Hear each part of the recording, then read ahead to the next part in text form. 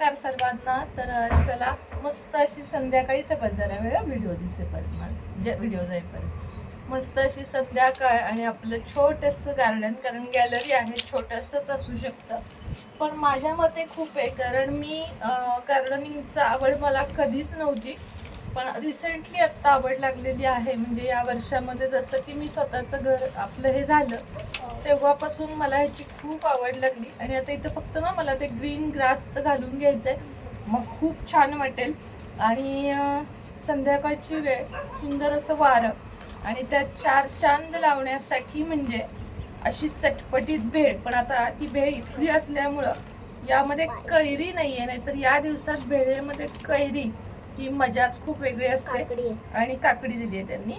आणि मी डिशमध्ये पण काढू शकले असते पण मला असं फुल एन्जॉय करायचं होतं की नाही का आपण बागेत बसून खातो त्या पद्धतीनं.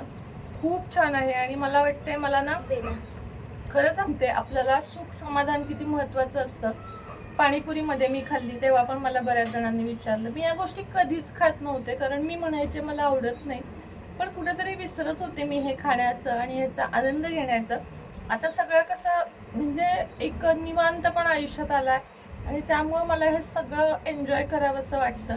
कालच मी अखिलेशला म्हटलं की माझा यावर्षीपासून ना मी आपल्या सगळ्यांचेच बर्थडे छान करणार आहे. म्हटलं बास झालं ते दुःखाचं सावट दूर करून एक छान जगायला आपल्याला सुरुवात करायची. आणि त्याच पद्धतीनं मी सुरुवात केली, कारण खरंच छान वाटतं. आपलं लाईफ आपण एन्जॉय केलं पाहिजे.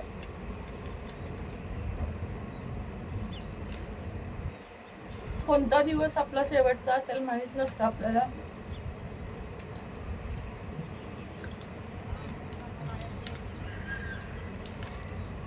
उद्या जेव्हा अखिलेश ओवी माझे व्हिडिओ बघतील, जेव्हा मी नसेन तेव्हा त्यांना पण या छोट्या छोट्या मेमरीज आठवतील. म्हणजे असं नाही बोलायचं मला जेव्हा मी नसेन तेव्हा, पण एक प्रॅक्टिकली सांगते की खरंच मी जेव्हा नसेन तेव्हा या सगळ्या गोष्टी बघून मुलं पण एन्जॉय करतील. आणि हो, आपल्याला लाईफ छान जगण्याचा अधिकार आहे.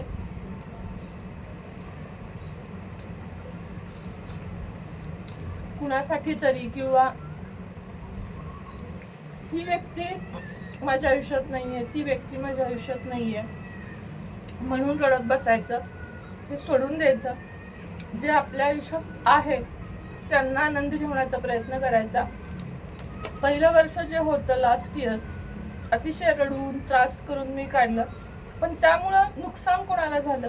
फक्त माझ्या मुलांना, कारण तेच माझ्या जवळ असायचे. आणि म्हणूनच ठरवलं, या घरात जेव्हापासून मी एंटर केलाय, म्हणजे 5 महिने झाले, 5 महिने नक्कीच झाले, की तेव्हापासून निगेटिव्हिटीला मी दूर टाकलं. अगदी परवा म्हणजे कालचा व्हिडिओ तुम्ही बघितलं, मी एवढी पडले. जर मी पहिली असते म्हणजे गेल्या वर्षीची मी असते तर मी 2-3 दिवस ना किमान व्हिडिओ केले नसते, मी उठले नसते, मी काही केलं नसतं. फक्त आणि फक्त त्या गोष्टीचा विचार करत बसले असते. पण आता नाही, कारण मूव्ह ऑन करायचं, प्रत्येक गोष्टीतून मूव्ह ऑन करायचं.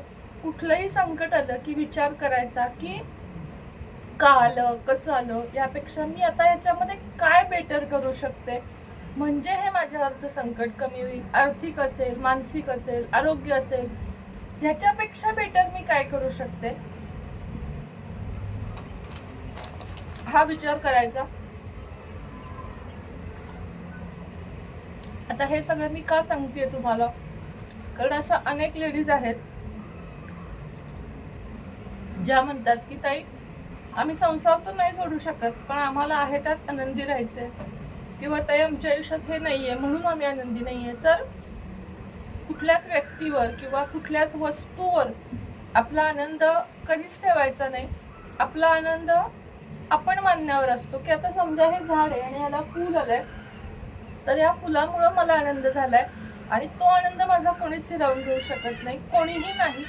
असं जेव्हा आपण बनवू ना, मला माहिती आहे बोलणं सोपं असतं, पण मला त्याहीपेक्षा माहिती आहे की निभावणं त्याहून सोपं असतं. जेव्हा आपण एखाद्या गोष्टीचं टेन्शन घेऊन बसतो तेव्हा ती गोष्ट आपल्याला खूप मोठी वाटते, पण आपण त्यावर जेव्हा मार्ग काढतो तेव्हा ती आपल्याला गोष्ट अलगद का होईना सोपी वाटू लागते. असं नाही आहे. कोणाचंच लाईफ असं नाहीये, तुम्हाला लांबून वाटत असेल पण कोणाचंच लाईफ असं नाहीये ज्यांच्या लाईफमध्ये प्रॉब्लेम नाही आहेत. आत्ता जर मी इथं राहते आणि माझ्या सोसायटीत समजा 100 माणसं आहेत, तर आपल्याला बाहेर दिसताना खूप छान वाटतं, अरे किती छान आहे, पण त्यांच्या आत प्रत्येक जण कुठल्या तरी गोष्टीला फेस करत असतं. कोणी आरोग्य, कोणी आर्थिक, कोणी काय, कोणाला बाळ नसतं, कोणाला बाळ असतं पण ते नीट नसतं, तर कोणाला सगळं असतं पण निभावणारी व्यक्ती नीट नसती. म्हणून एन्जॉय करायचा.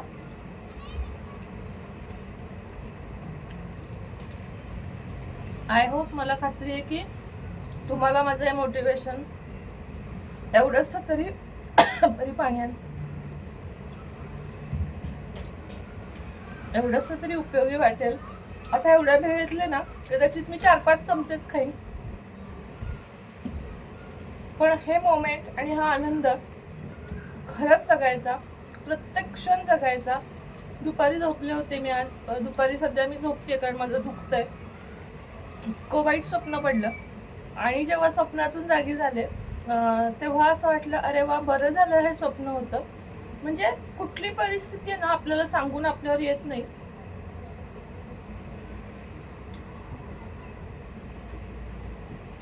मस्त जगा. मी नेहमी म्हणते आणि आजही म्हणेन की ताजमहलमध्ये जाऊन किंवा 5 स्टार हॉटेलमध्ये जाऊन किंवा लांब लांब फिरायला जाऊन सुद्धा सुख मिळत नाही एखाद्या व्यक्तीसोबत, जे एखाद्या सामान्य व्यक्तीसोबत कुणी असू शकतं. ती बहीण असू शकते, मैत्रीण असू शकते, आपली मुलगी असू शकते, मैत्रीण असू शकते, की तिच्याबरोबर 20 रुपयाची पाणीपुरी खाण्यात जो मस्त वेळ जातो ना, तो कदाचित 5 स्टार हॉटेलमध्ये आपल्या पार्टनर सोबत पण जाऊ शकत नाही. असं आहे. म्हणून आनंद व्यक्त करायला या ह्याच्यातनं बाहेर पडा की पैसा लागतो, नाही लागत. आता ही मात्र 30 रुपयाची भेळ असेल पण त्यात आपल्याला आनंद वाटला पाहिजे हे बघायचं. काही असू देत, तुम्हाला आईस्क्रीम खाऊ वाटलं खाऊन घ्या, तुम्हाला पाणीपुरी खावी वाटली खाऊन घ्या, तुम्हाला बाहेर जाऊ वाटलं जाऊन या. नाही आपल्याकडं नसेल, 4 व्हीलर नसेल, कार नसेल, गाडी नसेल, सायकल असेल, चालून असेल, पण फिरून या. संध्याकाळची वेळ झाली, तुम्हाला बोर होतंय, थोडंसं भटकून या आणि त्यानंतर मला इफेक्ट सांगा. हलकंसं नेलपेंट लावा, एक छान मेकअप करा, हेअरस्टाईल करा, चांगला ड्रेस घाला, तेच गाऊन वापरण्यापेक्षा त्यातही थोडा बदल करण्याचा प्रयत्न करा. थोडे एफर्ट्स घ्या, थोडेसे पैसे कमवण्याच्या गोष्टी सुरुवात करा. पूर्वी कसं आहे बेलागप, 60-70 वय आलं की नाही की म्हणायचे आता झालं, वय झालं, आता काय. पण आता ती परिस्थिती उरलेली नाही आहे. आता आपल्याला एवढं परमेश्वरानं दिलं आयुष्य तर चांगलं आहे, पण आताच्या लाईफमध्ये ना 30 नंतरच मुली, म्हणजे मी सुद्धा आणि तुम्ही सुद्धा 30 नंतर 35 40 आली की थकायला लागतात. अर्ली मोनोपॉज त्यांना चालू होतो, जो की मलाही आहे आता. आणि ज्या वयात ना पूर्वी बायकांना 3रं-4थं मूल व्हायचं, त्या वयात आता पिरियड्स बंद होण्याची वेळ येते. ही गोष्ट रिअल आहे, ही फॅक्ट आहे की आपली आई, आपली आजी यांना 50-55 पर्यंत अगदी व्यवस्थित पिरियड्स येत होते. पण आत्ताच्या मुलींना 35-30-40 मध्ये PCOD, अर्ली मोनोपॉज, खूप खूप जास्त प्रॉब्लेम सहन करावे लागतात. आजचा ना व्हिडिओ मी खास गप्पांसाठीच केला.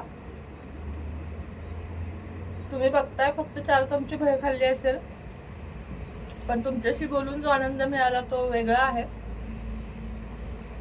अखिलेशचा उद्या महत्त्वाचा पेपर आहे, तो अभ्यास करतोय, त्यामुळे संध्याकाळी कुठे बाहेर गेलो नाही. आता हे टायमिंग मी शक्यतो बाहेर जात असते. काय माहिती का, मला सकाळी सकाळी खूप फ्रेश वाटतं, पण हे टायमिंग जरा घरात मला आवडत नाही. पण म्हटलं नाही, आज आपण गॅलरीत बसूया. ओवी पण थांबलीये, बेला पण थांबलीये, हो की नाही बेला, हो की नाही. आणि तुम्हाला व्ह्यू दाखवू मी 1 मिनिट फक्त. मी जिथं बसली आहे ना, 2 मिनिटं, हे बघा, इतका सुंदर व्ह्यू आहे माझ्या घरातून. आणि वारं म्हणाल तर मी आता तिकडचं दार लावलंय, नाहीतर AC फॅन सगळं मागं पडेल, एवढा थंडावा आहे. कारण इकडे मोकळं आहे, पुढच्या बाजूला भरपूर घरं वगैरे आहेत, पण या बाजूला मोकळं आहे. आणि मला म्हणूनच हा फ्लॅट मला खूप जास्त आवडला होता. ते आपल्या समोर अपार्टमेंट किंवा घरं नको होती मला. भविष्यात मी हा फ्लॅट बदलणार आहे. अर्थातच अखिलेशच्या ह्याच्यावर आहे, पुढे जॉब कुठं लागतोय. पण सध्याला मला हा प्रचंड आवडतो. मी काही बोलले त्यात तुम्हाला एक वाक्य जरी आवडलं असेल, पटलं असेल तर येस खरं आहे म्हणा आणि कमेंट करा, सबस्क्राईब करा, शेअर करा. हे म्हणणार नाही, तुमची इच्छा असेल तर. चला, आजचा व्हिडिओ इथंच थांबवते. पुन्हा भेटेन नवीन व्हिडिओ सोबत. चला, बाय बाय.